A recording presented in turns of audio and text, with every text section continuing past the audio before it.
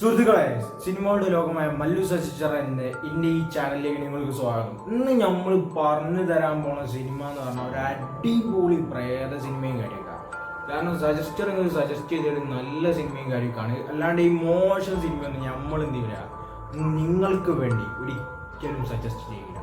ഈ സിനിമ എന്ന് പറഞ്ഞാൽ ഒരു വേറിട്ടൊരു സിനിമ അനുഭവമായിരിക്കും. പ്രേത സിനിമ അനുഭവങ്ങളുടെ ഒരുപാട് കലവറായിട്ടാണ് നമ്മൾ ഓരോ വീഡിയോസിൽ ഞങ്ങൾക്ക് തരുന്നതായിരിക്കും.